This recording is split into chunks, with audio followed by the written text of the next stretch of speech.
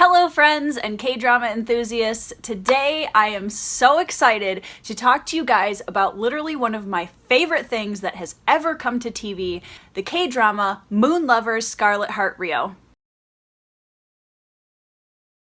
It would take me literally hours to go through every character and all of the things that I have to say about them, so today I'm gonna spend some time going through everyone's favorite group of boys, the princes.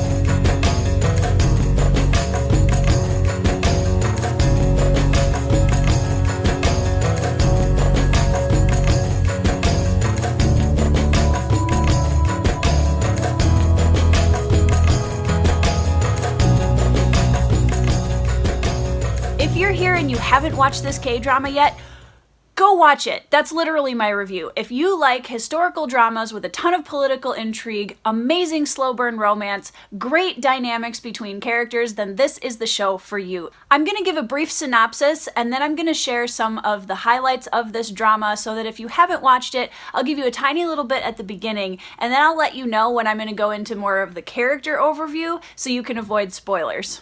The basic synopsis for Moon Lovers is a young woman named Go Ha-jin from the 21st century in Korea. She dies in her own time and she goes back and is transported through time to the Goryeo dynasty.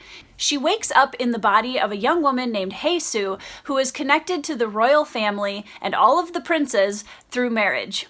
And since she knows the history of this particular royal family, she takes it upon herself to try to remove the history of bloodshed and save the lives of some of the princes. So one of the main points of this drama that's one of my favorite things on the planet as a plot element is the idea of duality, the idea that people wear a mask and kind of perform in one aspect, but there's also an inner or true self that they hide from the world. This theme is so prominent in this K-drama and I absolutely love it because it makes the characters super nuanced and really interesting. Character work is so important in storytelling, and this K-drama really hit it out of the park. This is the part where if you haven't seen the series, you're gonna either want to skip off or just be aware that there are gonna be spoilers in this section because I'm gonna start talking about the princes and why they're so awesome, but I can't do that without mentioning a few things about Hae-soo, our main heroine. She is constantly thrown curveballs. She's trying to stay alive in this crazy amount of chaos and the power struggle that is going on with the royal family. And she has this wonderful slight edge of detachment throughout the entire series that I really thought was brilliantly done on IU's part. Now, the thing about Hae-soo that's so important when we're thinking about the princes is that she represents something that each of them desperately wants or needs in their life. And I think that really explains why she becomes so embedded into the royal family and why the princes either really become good friends with her, fall in love with her, or can't stand her because she represents something that they are trying to hide. Okay, so the first prince that we're going to look at today is Crown Prince Mu. He is the oldest son of King Taejo. He was comrade in arms with his father. They went through a war together. He watched his father unify the country and become king. That's a ton of pressure as he now becomes the crown prince with some pretty big shoes to fill. There's at least 1 or 2 points during the drama where Crown Prince Mu actually suggests to his father that, you know what, maybe I wouldn't be the best crown prince, maybe you should give it to somebody else because I don't think I'm qualified for this for whatever reason. There's a lot of insecurity there and he really doesn't trust himself as much as his father trusts him. Also, as the oldest brother and the crown prince, he has a whole line of people behind him that have their eyes on the throne, and the knowledge that any of his family members could turn on him at any moment. There's a scene where Hae-soo walks in to the prince having this kind of panic attack over his skin condition. It's driving him absolutely nuts. He's in a lot of pain, and she immediately jumps in to help. She doesn't see the prince, she sees the man who needs help.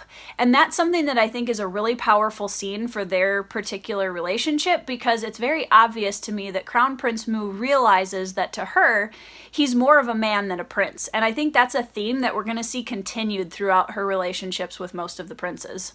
All right, everybody's favorite villain. Let's talk about the guy we don't want to talk about. Third Prince, Yo. Yo is actually a parallel character to Crown Prince Mu, and I'll tell you why. They were both raised with the expectation of being Crown Prince, just one with slightly more nefarious intentions. Prince Yo's lovely mother, the Dowager Queen Yu, who's everybody's favorite human in this show, has raised her son with this expectation that he is better than his brothers and that he deserves to be king. So he's kind of this tragic product of his mother's greed and pride. On top of that, she's layered him with all of these expectations of perfection that he just can't reach. Where Haesu exposes the humanity of the princes, she does with Yo as well too, but that doesn't happen until later on in the series. In the first half of the series, we really see where Prince Yo is taking advantage of Haesu exposing the humanity of his brothers. What's so brilliant about Prince Yo's character is that we hate him through the entire series until we get to the end, and all of a sudden, Prince Yo comes face to face with the realization that it wasn't him that was so precious to his mother, it was the throne. And all of this time, he's been a means to an end for her.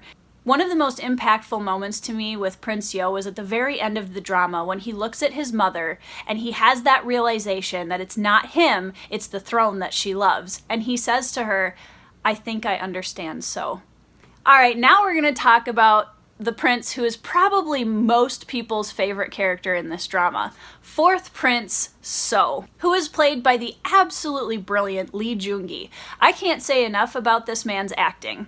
There were scenes in this drama that literally took my breath away because of how powerfully he was able to portray the emotions that Prince So was feeling. Prince So is a direct contrast with his older brother, Prince Yo.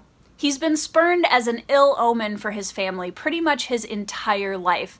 He was taken out of this chaotic, poisonous royal family and put into an adopted family far away from the palace where he was horribly abused and mistreated. He spends so much of the beginning part of the drama struggling to prove his worth to everyone around him, and it's truly heartbreaking. Prince So represents the physical manifestation of the overarching theme of duality in this drama. He literally wears a mask to hide the scars and the humanity underneath because he doesn't want it to show through. He doesn't want people to see him as weak and vulnerable. One of the scenes that really sets up So's character brilliantly from the beginning of the drama is when he murders dozens of monks in order to protect his mother to avoid suspicion falling on her during a plot to overthrow the crown prince. He does this, again, because of his desperation to gain her approval and for her to show him love. During this scene, he comes back to her room covered in blood with his sword, and he even goes so far as to share part of his most vulnerable heart with her, and that is more information about how he was abused at the hands of his adopted family. Queen Yu's heartless response is literally, "Well, what of it?" And this scene is undoubtedly some of the best acting that Lee Joon-gi has ever done. So many of So's motives throughout the drama can be linked back to his fear of abandonment and rejection. One of the things that's important to recognize about So is that as he is on his path trying to become king, it's not necessarily the throne he wants, it's the control that comes with it.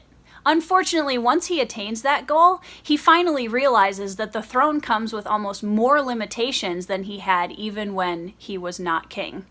This kind of leads to a slow breakdown as he struggles between trying to uphold this royal position that he's been given and also trying to keep the humanity that lies underneath it. Let's move on to Haesu's other main beau, and that is 8th Prince Wook. Now, in the early episodes of the drama, Wook has a fantastic quote that reads, "I just want to live a comfortable life." Many of his later decisions in the drama, and honestly a lot of his character and personality, can be linked back to that very idea. Prince Wook is completely focused on duty. He's living the life of a prince who's perfectly following the path that's been laid out for him. He loves peace and harmony, and he loves things to be in their right order. When Haesu comes into his life, she completely shakes up his world and reveals some of the cracks beneath that perfect facade. An incredible scene that really shows just how powerful of an actor Kim Ha-neul is comes when Lady Hae is passed away and Wook is grieving for her, and Hae-soo sits with him on the floor and they have this discussion that Wook realizes suddenly how much he actually loved his wife, but he was so covered in this princely facade that he didn't show her. This kind of bleeds into his relationship with Hae-soo as well, because when push comes to shove, he isn't willing to really push himself out of his comfort zone in order to gain her. During the scene where Hae-soo protests the sentencing of concubine Oh, Prince Wook intentionally turns away from her because the king has forbidden anyone from helping Hae-soo or showing any solidarity with her, and Wook just can't bring himself to step in and stand by the woman he loves. We kind of see this continue on throughout the series as Wook shifts his loyalty from one prince to another, from one king to another. He starts to lose that conscience and that good-heartedness that Hae-soo fell in love with at the beginning of the show. Ninth Prince Won. In my opinion, this is the least developed of the prince characters, but that's okay. He serves a good purpose. I do wish that there were some things that we were able to see more of from him. However, he mostly serves as a minion for Prince Yo and also Prince Wook throughout the story. And he really doesn't have the compassion that would allow him to see how much he's taking advantage of and harming other people in order to help his brothers get what they want. Prince Won is stuck in the middle between all of his older brothers who are all fighting over the throne and his younger brothers who really don't have a lot of expectations on them and they're all kind of doing their own thing. One of the things that bears mentioning here is his relationship with Chae-ryung, who is Hae-soo's maid. That relationship really felt underdeveloped to me, and I know that I've seen a lot of other people say the same thing about it. I feel like it was good and that we just needed more of it. 10th Prince Yoon, who is played by Baekhyun, who is a member of the K-pop group EXO. I'm just gonna take a minute to give a shout out to my boy Baekhyun right here because he did a phenomenal job with this character. It was his first major role in a K-drama, and he had to do a lot of things that honestly are even hard sometimes for seasoned actors, and I personally thought he did a great job. Prince Yoon is one of the 3 youngest brothers. He really has little to no expectations on him from the royal family. Nobody expects him to be anywhere near the throne. And really nobody has ever expected him to act like a responsible adult. He acts like a young child, but it's pretty obvious early on that there's a part of him that desperately wants somebody to see him as something more. When he meets Hae-soo and they have a bit of a scuffle, he tells her, "No girl has ever treated me this way." Yoon is one of the 2 major coming-of-age stories in this drama, and his character arc, once he is married to Soon-duk, really shows the second half of it. He's such a pure character and has such a beautiful youthfulness to him that his final moments in this drama are truly some of the most heartbreaking moments. But he's able to stand up beside his wife and take that final step into adulthood and prove that he's the man that she believes him to be. 13th Prince Baeka. I call Baeka the conscience prince because honestly, despite being one of the younger princes, he has this beautiful old soul and a level of maturity that is not matched by his other younger brothers. This explains why he probably fell in love with Lady Hae at the beginning of the drama, because she was older than him and she really encouraged his art, and he probably felt like he belonged more with her than he did with his younger brothers and the rest of his family. Baeka acts as a stabilizing character through most of the series, not just for his brothers and the rest of the royal family, but also for us as the viewer. There's a ton of chaos going on in this family, and every time we turn around, somebody's doing something crazy. Baeka is a wonderful breath of fresh air and keeps us kind of anchored through all of that. I think one of the most beautiful examples of Baeka's maturity is his relationship with Princess Woohee. He's patient with her, he tries to see things from her point of view, and he even apologizes for the pain that her people have gone through on behalf of his father.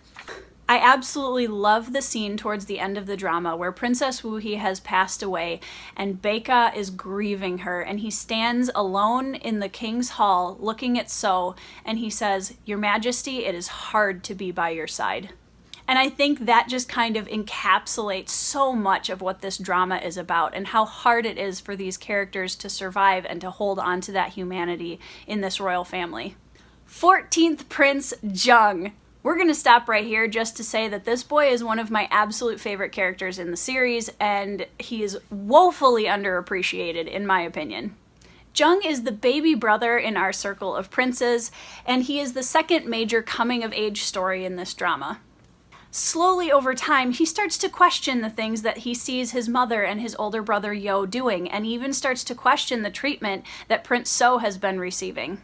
And he finally gets to a point where he's ready to cut the apron strings.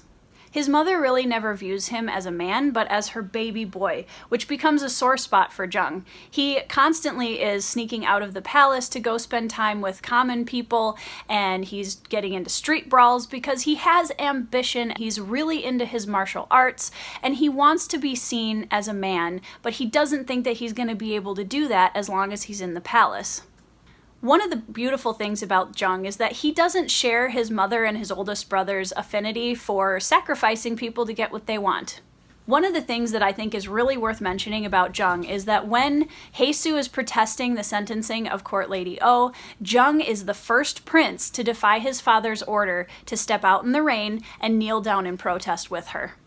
His coming-of-age story really hits a fruition towards the second half of the drama, when he is really in love with Haesu, but he is constantly putting her well-being above his own. He never says anything to her when he believes that she's in love with someone else. He never pushes her, he never expects anything of her that she can't give. At the end of the drama, he even goes so far as to place himself in between King So and Haesu to get her away from the palace. He knew that the consequences to that decision could be fatal, and he did it anyway. I could do a whole nother video on a lot of the other characters in this drama that are just as nuanced and powerful, and I may do that someday. I would love to see in the comments, tell me who your favorite character in this drama is and why, and tell me some of your favorite emotional moments from the series, because honestly, there are so many of them, and I would love to see which ones really resonated with you. I hope you enjoyed this video. Thank you so much for watching and for supporting my channel. I will see you in the next video.